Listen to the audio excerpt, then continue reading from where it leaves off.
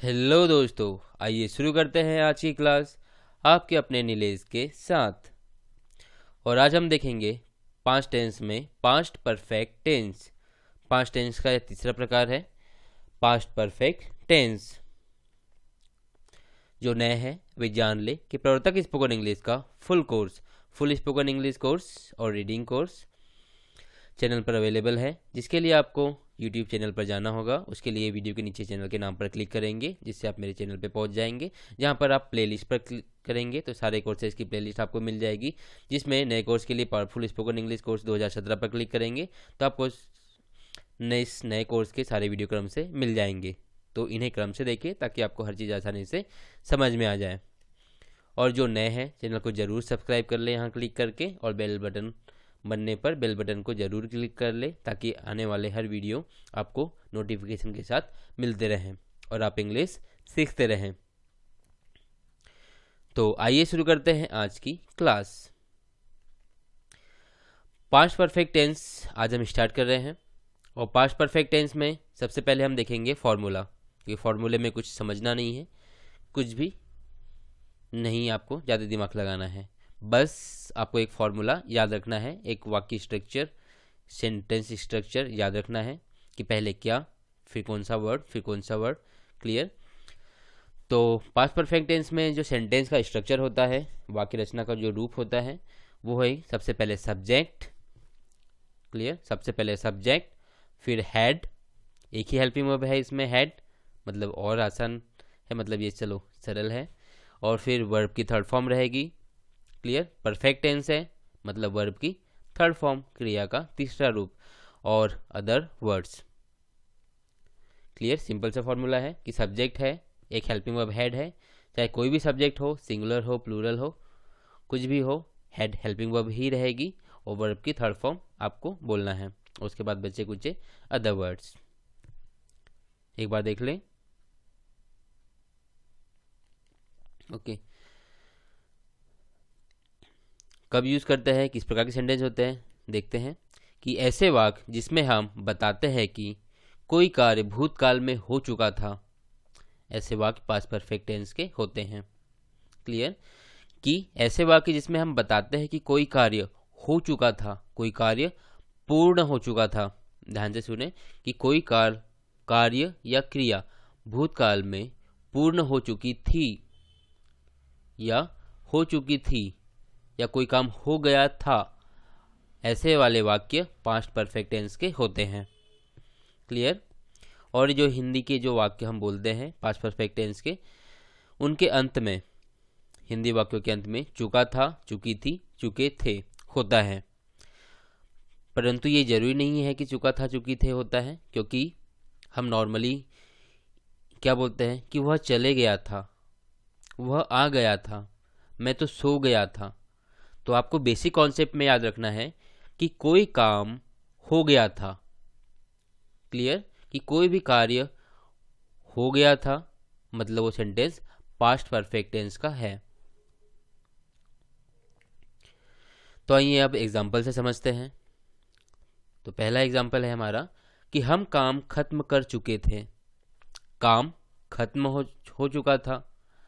पहली चीज, sentence past का है, भूतकाल का है, और भूतकाल में काम हो चुका था, कोई काम पूर्ण हो गया था, मतलब परफेक्ट टेंस का है। तो पास्ट परफेक्ट टेंस का सेंटेंस हो गया।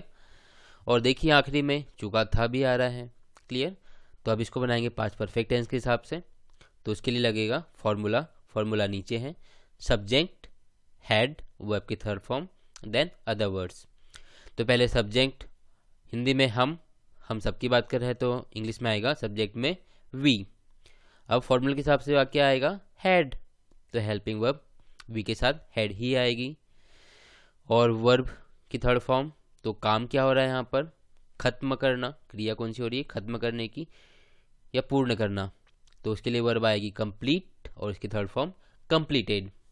तो वी हैड कंप्लीटेड, परंतु क्या कंप्लीट कर दिया था हमने, काम।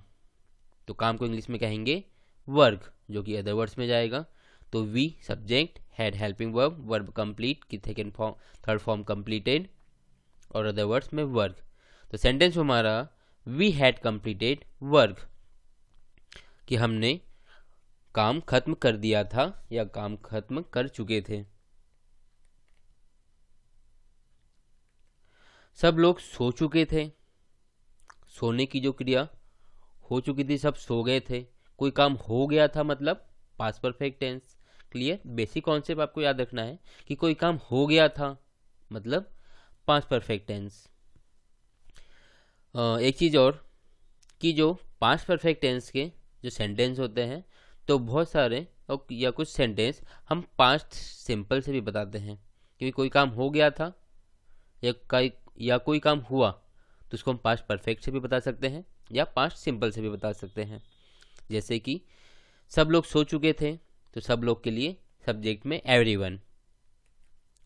फिर हैड, चाहे कोई भी सब्जेक्ट हो सिंगुलर प्लूरल, हैड ही आएगा। क्लियर? और फिर वर्ब की थर्ड फॉर्म, तो सोने के लिए वर्ब स्लीप और स्लीप की थर्ड फॉर्म स्लैप्ड।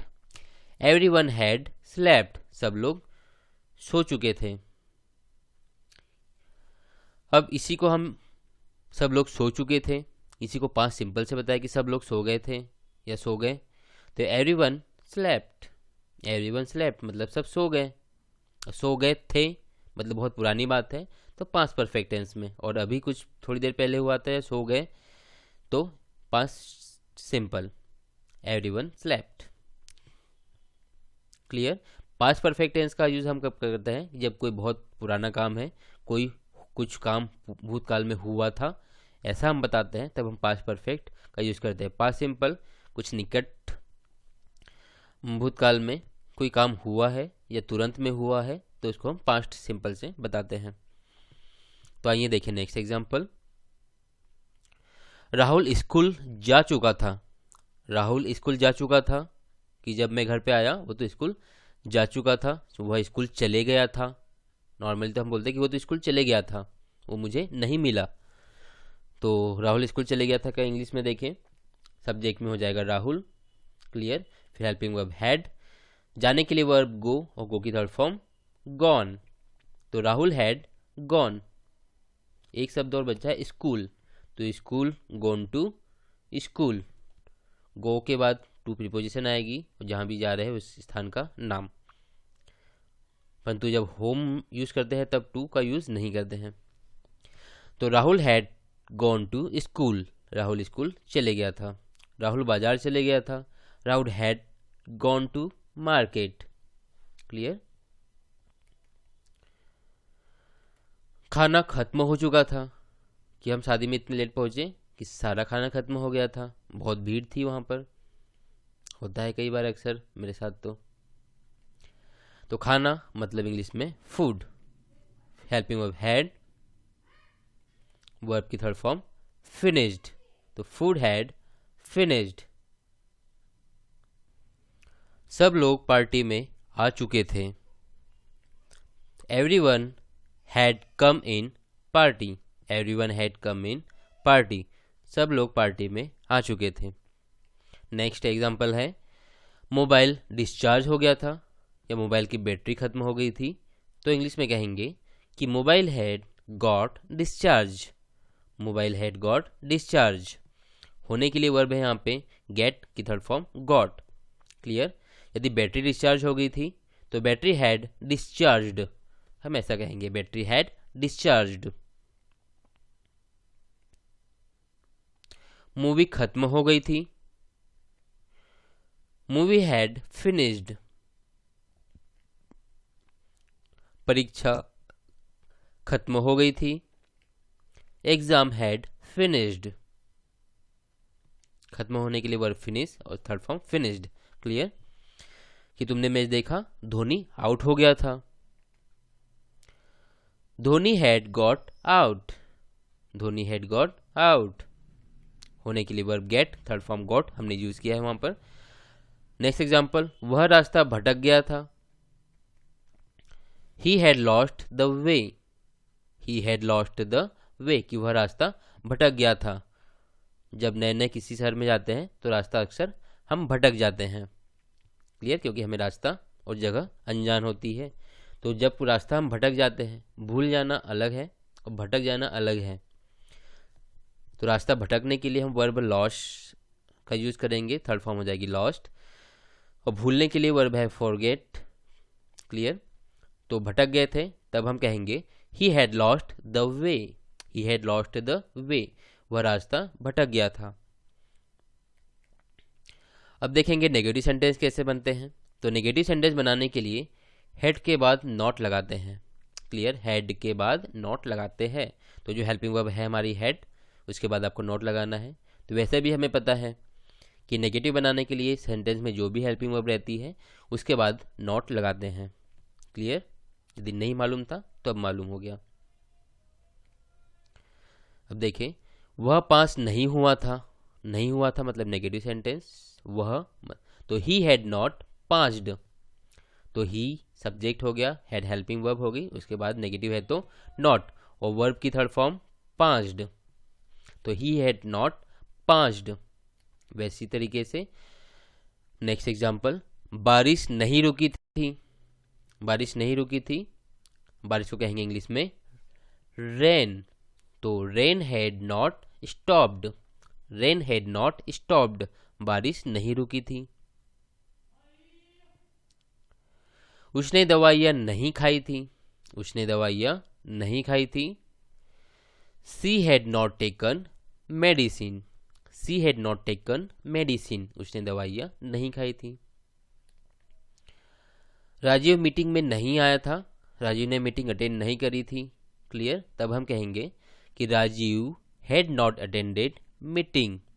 सम्मिलित होना किसी बैठक में, मीटिंग में, तो अटेंड कहलाता है, या किसी पर कहीं जगह पर जाना, अटेंड वर्ब यूज करते हैं।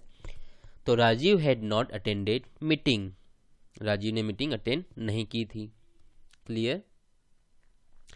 अब इंट्रोगेटिव सेंटेंस, प्रश्नवाचक वाक्य। तो इसके लिए स्ट्रक्चर देख लेते हैं, फॉर्मूला देख लेते हैं। इंट्रोगेटिव वर्ड यदि है तो, नहीं तो हेल्पिंग वर्ब हैड, फिर सब्जेक्ट, वर्ब की थर्ड फॉर्म ही, और अदर वर्ड्स। फिर से देख ले, interrogative word had, subject, verb की third form, then other word. आप एक बार ध्यान से पढ़ ले।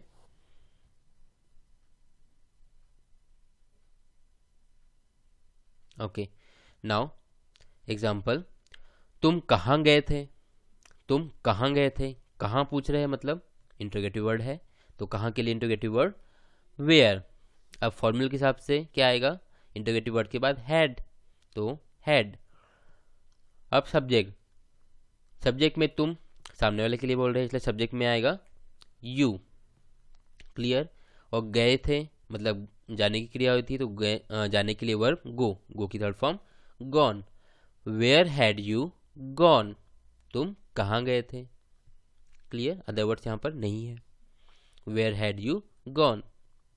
क्लियर। फॉर्मूले से मैच करें तो interrogative word where, had helping verb, subject में यू और वर्ब की थर्ड फॉर्म गॉन। क्लियर। और अदर वर्ड्स सेंटेंस में नहीं है। घर पर कौन आया था। घर पर कौन आया था, कौन जानने के लिए इंट्रोगेटिव वर्ड यूज होता है who. Clear. Interrogative word who. परंतु मैंने बताया था कि हु जब इंट्रोगेटिव वर्ड होता है तो वहाँ पर सब्जेक्ट नहीं होता है, क्योंकि उस सब्जेक्ट के ही बारे में तो हम जानना चाहते हैं, इसलिए इंट्रोगेटिव वर्ड हु को हम सब्जेक्ट की तरह मानते हैं, एक पॉजिटिव सेंटेंस की तरह बनाते हैं। क्लियर। तो हु के बाद हेल्पिंग वर्ब हैड, मतलब सब्जेक्ट, हेल्पिंग वर्ब हैड, फिर आएगी वर्ब की थर्ड फॉर्म। तो आने के लिए वर्ब है कम की थर्ड फॉर्म भी कम। Who had come. और घर पर, तो घर पर के लिए at home. Who had come at home, घर पर कौन आया था। यदि हम इसको मैच करें स्ट्रक्चर से तो ये इसकी जैसा नहीं है, ये पॉजिटिव सेंटेंस की जैसा है, क्योंकि इसमें सब्जेक्ट नहीं होता है, क्योंकि सब्जेक्ट के बारे में ही तो हम पूछ रहे हैं कि कौन।